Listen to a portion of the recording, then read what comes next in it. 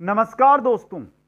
हम देख रहे थे कक्षा 6 से लेकर कक्षा 12 तक का राजस्थान अध्ययन, जिसके अंदर कक्षा 6 से लेकर 11 तक का हमारे कंप्लीट हो चुका था, जिसकी सभी वीडियो है वो आपको प्लेलिस्ट में मिल जाएगी। और जो साथ ही पीडीएफ नोट्स प्राप्त करना चाहते हैं वो Kuchaman online classes app download करके स्टोर से प्राप्त, जो ऐप है उसके स्टोर से प्राप्त कर सकते हैं। दोस्तों, हमारी चल रही थी कक्षा 12 और कक्षा 12 में आज नेक्स्ट अध्याय नंबर हमारा 3 रहेगा, भारतीय अर्थव्यवस्था में राजस्थान की भूमिका। दोस्तों, बहुत ही अच्छा टॉपिक है, एनसीईआरटी बेस पर टॉपिक रहेगा, इसलिए एक बार अध्ययन इसका जरूर कर लें। दोस्तों, वीडियो को अभी तक लाइक शेयर और जो नए साथी है चैनल को सब्सक्राइब नहीं किया तो यह कार्य सबसे पहले सभी साथी कर दे। दोस्तों, चलते हैं आज की इस क्लास की ओर, शुरू करते हैं इस क्लास को।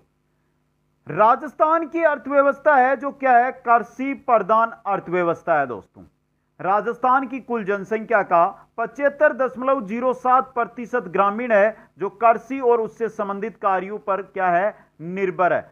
यानी कि राजस्थान की अगर 100 आबादी है तो उसमें से 75% लोग हैं जो कृषि और कृषि से जुड़े कार्यों में लगे हुए हैं। दोस्तों, भारत में 1991-92 में आर्थिक उदारीकरण की शुरुआत हुई, जिसे भारत जो राजस्थान है उसने भी क्या किया है, स्वीकार आत्मसात किया। दोस्तों, राजस्थान को खनिजों का अजायब घर कहा जाता है। यह इंपॉर्टेंट क्वेश्चन है आपके लिए। राजस्थान की अंतर्राष्ट्रीय सीमा किसके साथ लगती है, पाकिस्तान के साथ लगती है। विदेशी व्यापार की अर्थव्यवस्था में सहयोग की बात करें तो राजस्थान की अंतर्राष्ट्रीय सीमा सिर्फ और सिर्फ पाकिस्तान के साथ लगती है। दोस्तों, आगे चलिए मित्रों, राजस्थान की अर्थव्यवस्था के कुछ प्रमुख सूचक भारतीय अर्थव्यवस्था के संबंध में, जिनमें पहला आता है कृषि क्षेत्र एवं वित्तीय सेवा उद्योग क्षेत्र में। मित्रों, यहां पर मैं जो आपकी बुक के अंदर आंकड़े दिए गए हैं वही आंकड़े आपके सामने प्रस्तुत करूंगा। यह नहीं है कि मैं नए आंकड़े या जो हाल ही के आंकड़े वो लेकर आऊंगा। वो कोई आंकड़े जहां पर भी आएंगे वही आंकड़े जो पुस्तक में, क्योंकि हम बात एनसीईआरटी या आरबीएसई की कर रहे हैं तो पुस्तक का अध्ययन करेंगे तो वो ही देंगे। अगर उसको हटाकर दे दिया तो कल को आप ये भी बोल सकते हो कि सर वो आपने नहीं पढ़ाया। जो बाकी का मैटर रहता है, जो करंट के आंकड़े होते हैं, वो हम करंट की क्लास के अंदर देखेंगे। दोस्तों, तो देखिए, सकल राज्य घरेलू उत्पाद में स्थिर कीमतों पर कृषि क्षेत्र का योगदान 1991-92 में था 39.21% तथा 2010-11 में आशानुरूप 48.60% रहा। दोस्तों, इसी प्रकार बात करें विकास के लिए वित्तीय साधनों के अभाव में तो राजस्थान में बजट में राजस्व घाटा 2005-6 में 660 करोड़ रुपए था, जो 2010-11 में बजट के अनुमानों में 1098 करोड़ रुपए तक पहुंच गया। बात करते हैं जनसंख्या परिदृश्य की। मित्रों, यह टॉपिक हमने 11th क्लास के अंदर देख भी लिया है पहले नॉर्मली रूप से। तो जनसंख्या की दृष्टि से राजस्थान की स्थिति 28 राज्यों में 2001 में जनसंख्या के घटते हुए क्रम में राजस्थान का 8वां स्थान था 2001 के अंदर। 2001 नहीं, 2011 की बात हो रही है। सर्वाधिक जनसंख्या उत्तर प्रदेश की रही, जो लगभग 19.995 2011 की बात है, ये करोड़ थी। यह भारत की कुल जनसंख्या की 16.48% थी।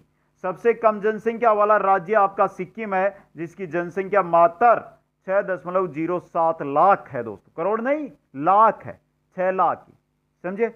अब देखिए यहां पर 2011 की जनगणना के अनुसार जो है जनसंख्या, राज्य जनसंख्या, जो ये जनसंख्या दी गई है ना मित्रों, ये आपके बुक में दी गई है और ये ओरिजिनल जनसंख्या है जो यहां पे मैंने जोड़ी है वर्तमान में जो आंकड़े चल रहे हैं। मित्रों, राजस्थान 6.86 करोड़ बताइए, जबकि 6,85,48,437 2011 के अनुसार है ये। बिहार की 10.38 यानी 10 करोड़ 38 लाख और ओरिजिनल में 10 करोड़ 40,99,452। महाराष्ट्र की बताइए 11.23 करोड़ 11 करोड़ 23,74,333। मध्य प्रदेश की बताइए 7.25 करोड़ 7 करोड़ 26,26,809। उत्तर प्रदेश की बात करें तो 19.95 करोड़, जबकि ओरिजिनल है 19 करोड़ 98,12,341। पश्चिम बंगाल की 9.13 करोड़ 9 करोड़ 12,76,115 करोड़। आंध्र प्रदेश की बात करते हैं तो 8.46 करोड़ 8,45,80,777। और तमिलनाडु की बात करें तो 7.21 करोड़ दोस्तों, 7,21,47,030 वहां की जनसंख्या है। तो ये आंकड़े जो बीच में जनसंख्या करोड़ों वाले हैं ना, ये आपकी बुक में, कक्षा 12 की बुक में, और ये आंकड़े हैं ओरिजिनल आपके। आगे चलिए, अब बात करते हैं लिंगानुपात की। क्या होता है लिंगानुपात? प्रति 1,000 पुरुषों के पीछे स्त्रियों की संख्या ही लिंगानुपात कहलाता है। लिंग अनुपात कहलाता है दोस्तों। लिंग अनुपात केरल में सर्वाधिक पाया जाता है, जो हम आगे देख लेंगे। कितना? 1,084। और लिंग अनुपात हरियाणा में सबसे कम है मित्रों। कितना? 879। देखिए, अब हम बात करें लिंगानुपात की, तो ये रही आपके सामने। भारत का पुस्तक के अनुसार तो ये है मित्रों, जो पुस्तक में दिया गया, और ओरिजिनल आपके सामने वर्तमान वाला रहेगा। भारत में 943 है, राजस्थान में 928, 2011 के अनुसार है ये सभी आंकड़े। केरल में 1,084, तमिलनाडु में 996, हरियाणा में 879, मध्य प्रदेश में 931, पंजाब में 895, उत्तर प्रदेश में 912। यह वर्तमान लिंगानुपात 2011 की अंतिम जो गणना हुई उसके बाद। आगे चलिए, लिंगानुपात के बाद आता है जनसंख्या घनत्व दोस्तों। किसे कहते हैं? प्रति वर्ग किलोमीटर में जनसंख्या का निवास जनसंख्या का घनत्व कहलाता है। अब देखिए 2011 की जनगणना के अनुसार जनसंख्या का घनत्व, यह रहा आपके सामने। यह बीच वाला पुस्तकीय ज्ञान, यानी पुस्तक में जो दिया गया है। देखिए जनसंख्या घनत्व भारत का 2011 के अनुसार जनसंख्या घनत्व 382। बिहार का था 1,106, राजस्थान का था 200, पश्चिम बंगाल का 1,028, केरल का 860, उत्तर प्रदेश का 829, पंजाब का 551, दिल्ली का 11,320। यह जनसंख्या घनत्व 1 किलोमीटर में रहने वाले लोगों का औसत अनुपात। आगे चलिए नेक्स्ट में, फिर आती है साक्षरता दर। 2000 साक्षरता दर 2001 में 61% से बढ़कर 2011 में 66.1% रही। किसकी? राजस्थान की। 6 से 14 वर्ष की आयु वर्ग के सभी बच्चों को प्रारंभिक शिक्षा उपलब्ध करवाने की दृष्टि से सर्व शिक्षा अभियान एक महत्वपूर्ण कदम है दोस्तों। सर्व शिक्षा अभियान जो चलाया गया दोस्तों, इसके साथ ही प्रारंभिक शिक्षा में नामांकन बढ़ाने हेतु अनेक प्रयास है, जो वर्तमान में भी यह प्रयास जारी है दोस्तों, कि प्रारंभिक जो कक्षाएं हैं या प्रारंभिक शिक्षा है उसमें नामांकन बढ़ाया जाए। बालिका शिक्षा को बढ़ावा देने हेतु राज्य ने 200 कस्तूरबा गांधी बालिका विद्यालय भी संचालित किए हैं, 200। और निःशुल्क, इसके साथ ही निःशुल्क कंप्यूटर शिक्षा उपलब्ध भी करवाई जा रही है। अब देखिए यहां पे ट्रांसपोर्ट वाउचर स्कीम भी लागू की गई है। अशक्तों के लिए एक केंद्र प्रवर्तित विशेष योजना, inclusive education of the disabled at the secondary stage, IEDSS लागू की गई है। शिक्षा को बढ़ावा देने के लिए राज्य में बालिकाओं को गार्गी पुरस्कार भी प्रदान किया जाता है। अब देखिए यह रहा आपका साक्षरता दर। बात करें राजस्थान की, तो कुल व्यक्तियों में 66.1 साक्षरता, पुरुषों में है 79.2% और महिलाओं में 52.1%। भारत की बात करें तो कुल व्यक्तियों में 73, पुरुषों में 80.9 और महिलाओं में 64.6। बात करें यहां पर केरल की, तो केरल में है 94% कुल में, 96.1 पुरुषों में, 92.1 महिलाओं में। बिहार में 61.8 कुल व्यक्तियों में, 71.2 पुरुषों में और 51.5 महिलाओं में। बात करते हैं आगे चलकर स्वास्थ्य की। राज्य में स्वास्थ्य क्षेत्र के आधारभूत ढांचे के में दिनांक 31 दिसंबर 2010 की स्थिति के अनुसार देखिए 127 अस्पताल, 199 औषधालय, 1517 ग्रामीण प्राथमिक स्वास्थ्य केंद्र, 37 शहरी प्राथमिक स्वास्थ्य केंद्र, 376 सामुदायिक स्वास्थ्य केंद्र, 118 मातृ एवं शिशु स्वास्थ्य केंद्र, शहरी एंड पोस्ट 11,487 उप स्वास्थ्य केंद्र, 45,078 शैय्या क्षमता वाले जो है उपलब्ध है दोस्तों। मुख्यमंत्री बीपीएल जीवन रक्षा योजना कोष है, योजना भी लागू की गई है। आजकल तो है सभी दवाएं, सभी जांचें हैं जो स्वास्थ्य को लेकर क्या कर दी गई है, राजस्थान के अंदर फ्री कर दी गई है दोस्तों। राज्य में विश्व बैंक की सहायता से Rajasthan health system development project है, वो भी क्या है, लागू किया गया है। इसके अलावा राज्य में संस्थागत प्रसव को बढ़ावा देने हेतु महत्वपूर्ण जननी सुरक्षा योजना भी क्रियान्वित की जा रही है। वर्तमान में भी यह चालू है दोस्तों। गर्भ निरोध के साधनों के वितरण के माध्यम से जन मंगल जोड़ा योजना भी राजस्थान में क्रियान्वित की जा रही है। अब क्षेत्रफल की दृष्टि से राज्य की स्थिति हम देख लेते हैं। तो देखिए, राजस्थान का 2001 में क्षेत्रफल लगभग 3,42 लाख वर्ग किलोमीटर था, जो भारत के कुल क्षेत्रफल का 10.41% था। राजस्थान क्षेत्रफल की दृष्टि से भारत का सबसे बड़ा राज्य है वर्तमान के अंदर दोस्तों। अब देखिए एक बार भारत के जो इंपॉर्टेंट क्वेश्चन बनते हैं, राज्य क्षेत्रफल किलोमीटर में, क्षेत्रफल अन्य देशों से मिलता हुआ। महाराष्ट्र का क्षेत्रफल है 3,07,713, जो इटली देश के लगभग बराबर है। आंध्र प्रदेश का जो क्षेत्रफल है 2,75,045, जो न्यूजीलैंड के बराबर है, न्यूजीलैंड देश के बराबर है। गुजरात का क्षेत्रफल है 1,96,024 किलोमीटर वर्ग किलोमीटर, जो है सेनेगल देश के बराबर। हरियाणा का क्षेत्रफल है 44,212 वर्ग किलोमीटर, जो बेलीजे देश के बराबर है। उत्तर प्रदेश का क्षेत्रफल है 2,40,928 वर्ग किलोमीटर, जो युगांडा देश के बराबर है। राजस्थान का क्षेत्रफल है 3,42,239 है यहाँ पे, जो जर्मनी के बराबर है।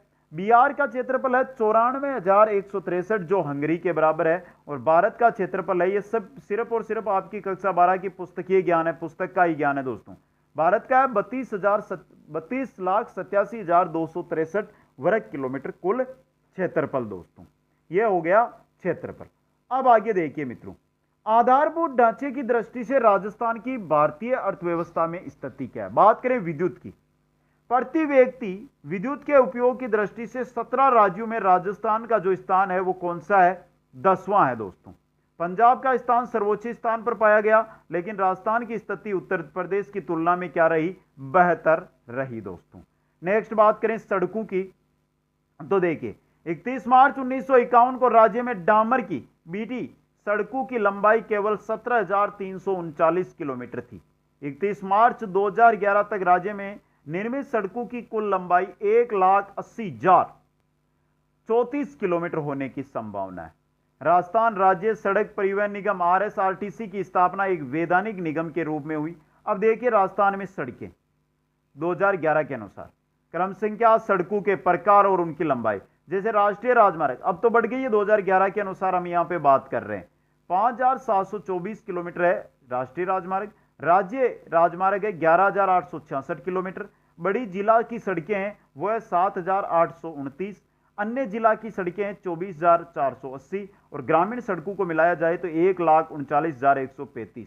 कुल सड़कों की लंबाई 1,89,034 किलोमीटर दोस्तों। आगे हम बात करते हैं वायु परिवहन की। स्वतंत्रता से पूर्व केवल जोधपुर के अंदर प्रमुख हवाई अड्डा था।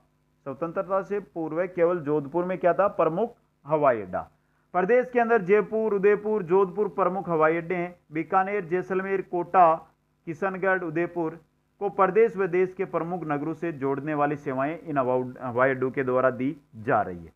वर्तमान में जयपुर हवाई अड्डे को अंतर्राष्ट्रीय स्तर के हवाई अड्डे के रूप में विकसित किया गया है। अंतर्राष्ट्रीय हवाई अड्डा जयपुर ही है राजस्थान के अंदर। बात करें रेल परिवहन की, तो रेल परिवहन ब्रॉडगेज का भाग 68.37%, मीटर गेज का भाग है 30.10%, और नैरो गेज का है 1.353%, जो लगभग अब समाप्त हो गया है दोस्तों। नैरो गेज ये मान के चलो राजस्थान में अब कंप्लीट हो चुकी है, नहीं है दोस्तों। राज्य में 31 मार्च 2008 को प्रति हजार वर्ग किलोमीटर क्षेत्रफल में रेल मार्गों की जो औसतन लंबाई है वो 16.16 किलोमीटर थी 2008 के अंदर। बात करते हैं यहां पर आगे चल के सिंचाई की। पूर्वी राजस्थान में कुओं का पानी कम गहराई पर पाया जाता है। राज्य में सिंचाई के 4 मुख्य थे, नहरें, तालाब, कुएं और नलकूप है दोस्तों। अब बात कर लें राज्य की बहुउद्देश्य या अंतरराज्यीय जो नदी घाटी परियोजनाएं हैं उनकी। पहली है भाखड़ा नागल बहुउद्देश्य परियोजना। यह भारत की सबसे बड़ी बहुउद्देश्य नदी घाटी परियोजना है, सबसे बड़ी। इस परियोजना में पंजाब, हरियाणा और राजस्थान क्या है, शामिल है दोस्तों। इस परियोजना से राजस्थान के गंगानगर, बीकानेर और रतनगढ़ को क्या मिल रहा है, लाभ मिल रहा है दोस्तों। आगे चलिए, दूसरी है चंबल परियोजना। यह राजस्थान और मध्य प्रदेश की क्या संयुक्त परियोजना है। और इसके अंतर्गत कुल 4 बांध बनाए गए हैं। गांधी सागर बांध है ना, यह मध्य प्रदेश के मंदसौर जिले में है। राजस्थान के चित्तौड़ में राणा प्रताप सागर बांध, कोटा में जवाहर सागर और कोटा बैराज बांध है जो कोटा के अंदर स्थित है दोस्तों। इस परियोजना से दोनों राज्यों को जल विद्युत भी मिलती है और सिंचाई की सुविधाएं भी उपलब्ध होती है दोस्तों। तीसरी परियोजना है वो है व्यास परियोजना। यह पंजाब, हरियाणा और राजस्थान राज्यों की मिली जुली बहुउद्देश्यीय परियोजना है व्यास परियोजना। इस योजना में सतलज, रावी और व्यास तीनों के जल का उपयोग किया जाता है। इस योजना की निम्न 3 इकाइयां: व्यास सतलज कड़ी, पोंग स्थान पर व्यास नदी पर बांध और व्यास ट्रांसमिशन प्रणाली। ये 3 इकाइयां हैं जिनके द्वारा इस परियोजना का फायदा उपयोग में लिया जा रहा है। चौथी परियोजना आती है माही बजाज सागर परियोजना। यह परियोजना बांसवाड़ा में माही नदी पर बनाई गई है दोस्तों। राजस्थान और गुजरात की यह क्या है, सम्मिलित परियोजना है। इस परियोजना से दोनों राज्यों को जल विद्युत व सिंचाई की सुविधाएं मिलती है। नेक्स्ट आती है इंदिरा गांधी नहर परियोजना। इस परियोजना का प्रारूप बीकानेर रियासत के अभियंता कंवर सेन ने 1948 में भारत सरकार के समक्ष रखी। यह परियोजना 2 नवंबर 1984 तक राजस्थान नहर परियोजना के नाम से जानी जाती थी। इंदिरा गांधी नहर परियोजना एशिया की सबसे बड़ी मानव निर्मित नहर परियोजना है दोस्तों। इंदिरा गांधी नहर परियोजना का उद्गम पंजाब में सतलज और व्यास नदियों के संगम से हरीके बैराज से होता है। इंदिरा गांधी नहर का है, इसका प्रारंभ होता है हरीके बैराज बांध से दोस्तों।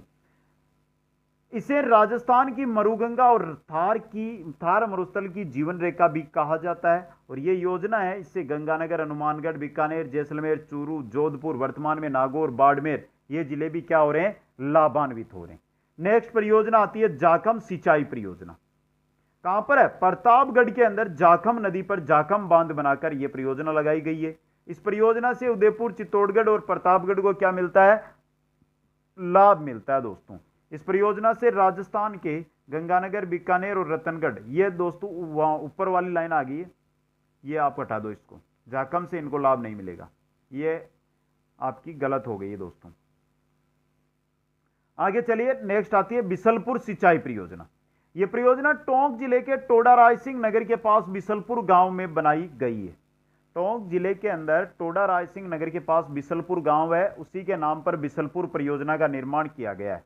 इस परियोजना से जयपुर, अजमेर, टोंक आदि जिलों को पेयजल आपूर्ति की जाती है और जयपुर शहर की प्यास बुझाने में बिसलपुर बांध जो है परियोजना, इसका महत्वपूर्ण योगदान है। नेक्स्ट योजना है आपकी सोम कमला अंबा योजना। दक्षिणी राजस्थान के जनजाति बहुल बांगड़ क्षेत्र की समृद्धि के लिए सोम कमला अंबा सिंचाई परियोजना भाग्य रेखा है दोस्तों। इसे डूंगरपुर और उदयपुर के अनेक गांवों में सिंचाई सुविधा क्या होती है, उपलब्ध होती है। नेक्स्ट है हमारी मेजा बांध परियोजना। भीलवाड़ा के मेजा गांव में कोठारी नदी पर मेजा बांध बनाया गया। इस परियोजना से भीलवाड़ा जिले को लाभ मिलता है। शहरी आधारभूत ढांचे का विकास, यह नया टॉपिक आ गया यहां से। भारत सरकार द्वारा जयपुर, अजमेर, पुष्कर की में मूलभूत आधारभूत सुविधाएं बढ़ाने हेतु राज्य में जवाहरलाल नेहरू राष्ट्रीय शहरी नवीनीकरण मिशन क्रियान्वित किया जा रहा है।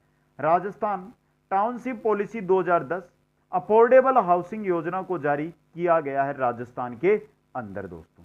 आगे चलिए, अब बात करते हैं राजस्थान की प्रमुख फसलें, क्योंकि फसलों का भी अर्थव्यवस्था में योगदान होता है, जिनमें 1 नंबर पे आ रही है आपकी गेहूं। राजस्थान गेहूं का उत्पादन करने की दृष्टि से भारत का 5वां सबसे बड़ा राज्य है दोस्तों।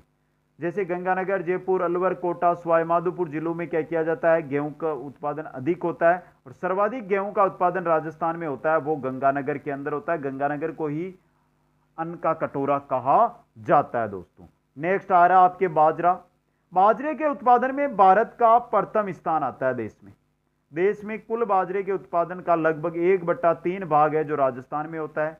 जयपुर, नागौर, अलवर, चूरू, सवाई माधोपुर जिलों में राज्य का अधिकांश बाजरा उत्पादन होता है दोस्तों।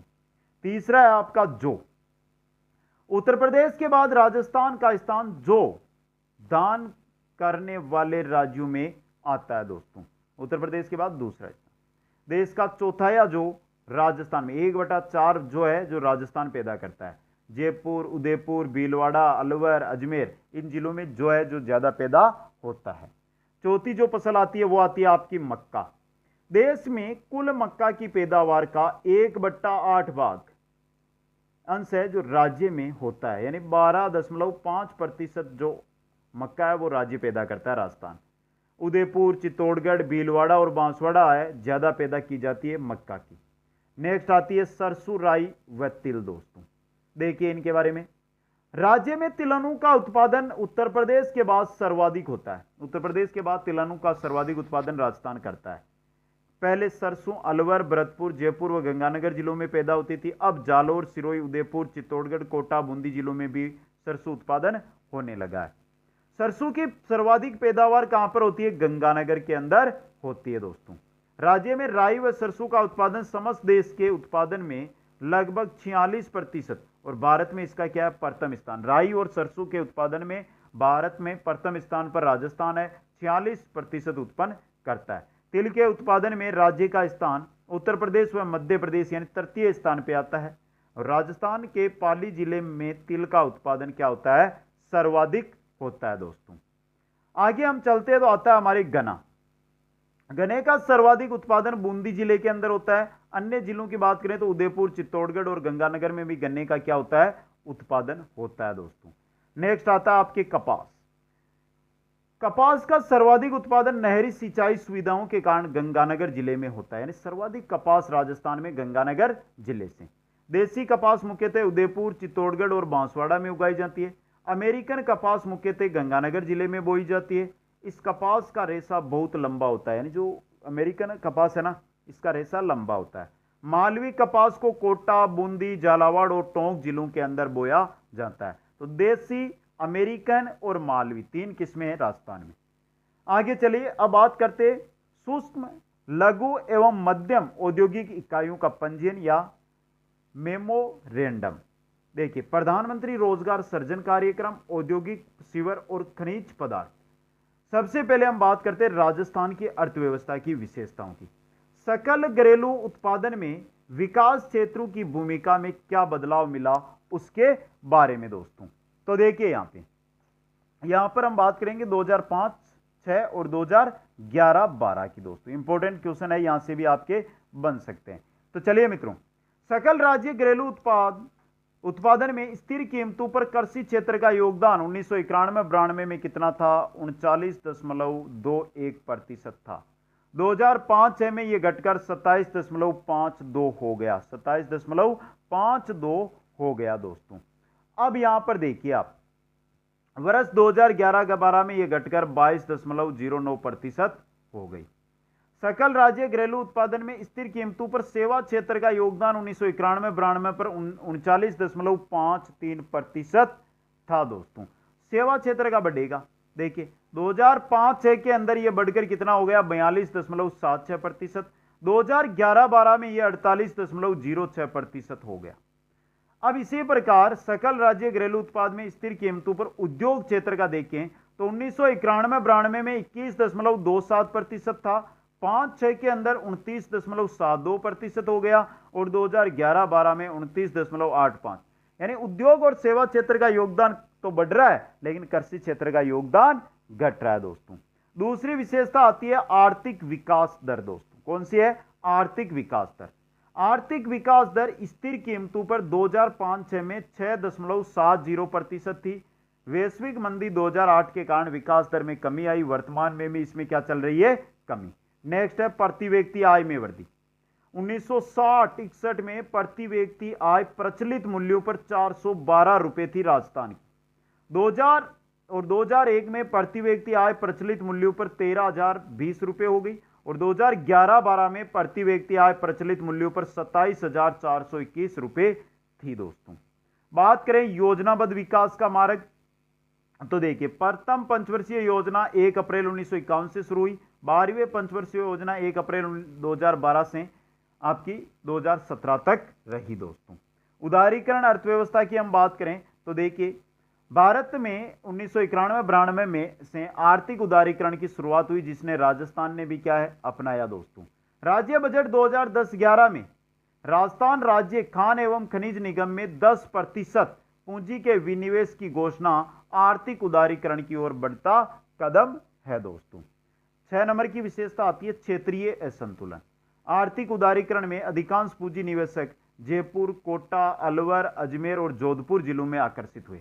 इसकी वजह से जैसे सवाईमाधोपुर, टोंक, करौली, बारां तथा जो भी मरुस्थलीय जिले पड़ते हैं हमारे, बाड़मेर, जैसलमेर, बीकानेर, नागौर, चूरू, यहाँ पर क्या है, ये पिछड़ गए दोस्तों। अकाल और सूखा की हम बात करें तो देखिए, राजस्थान में 1981-82 से लेकर 2-3 वर्षों 1983-84, 90-91, 94-95 को छोड़कर सभी शेष वर्षों में सदैव अकाल या सूखे की स्थिति रही है दोस्तों। तो इस वजह से अर्थव्यवस्था में कृषि का योगदान बहुत कम हो जाता है। ऋणग्रस्तता की बात करें राजस्थान की, तो राजस्व घाटा 2005-6 में 660 करोड़ था, जो 2010-11 में बढ़कर 1098 करोड़ हो गया। और राजकोषीय घाटा 2005-6 में 5150 करोड़ था, जो 2011-12 में बढ़कर 8083 करोड़ हो गया दोस्तों। अब सिर्फ और सिर्फ बचता है इसके अंदर हमारे राजस्थान की जनसंख्या, राजस्थान की दशकीय वृद्धि दरी, राजस्थान का घनत्व, लिंगानुपात और साक्षरता। देखिए, राजस्थान की जनसंख्या, जिसमें सबसे पहले बात कर ले जनसंख्या के आकार की। वर्ष 2011 की जनगणना के अनुसार राजस्थान की जनसंख्या 6.85 करोड़, मतलब 6,85,48,437 थी। भारत की कुल जनसंख्या कितनी थी? ये रही 1,21,08,54,977।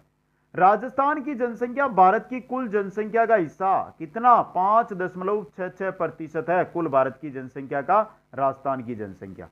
राजस्थान में सर्वाधिक जनसंख्या जयपुर के अंदर है 66.26 लाख, 66,26,26,178 जिले की जयपुर की है। और न्यूनतम जनसंख्या है जैसलमेर की 6.69 लाख, यानी 6,69,919 दोस्तों।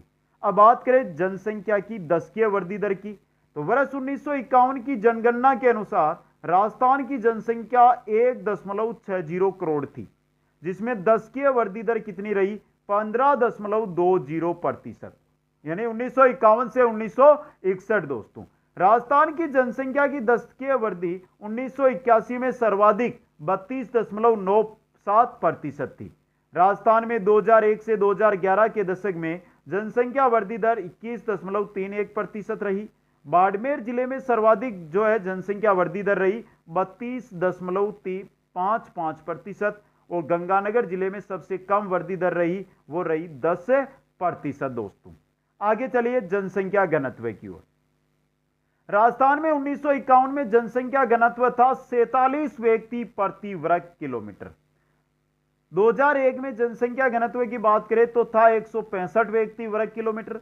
राजस्थान में 2011 में जनसंख्या घनत्व था, वो था 200 व्यक्ति प्रति वर्ग किलोमीटर।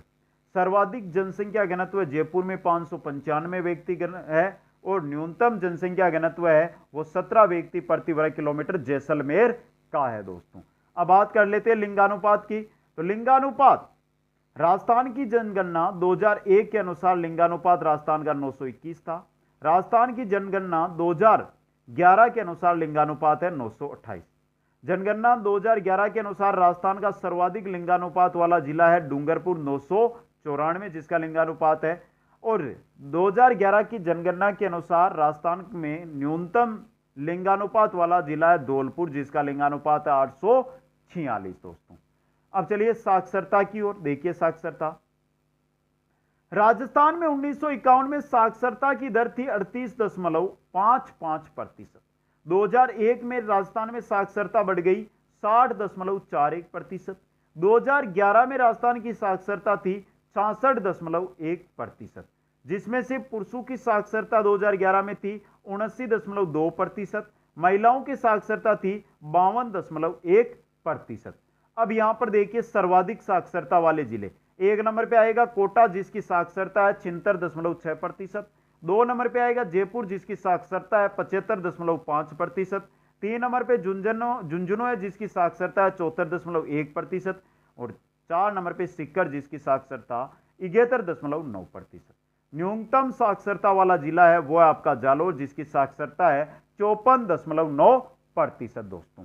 तो यह था हमारा कक्षा 12 का अध्याय नंबर 3। लगभग ये टॉपिक कंप्लीट है, वो हमने पहले कक्षा 11 में ही देख लिया था।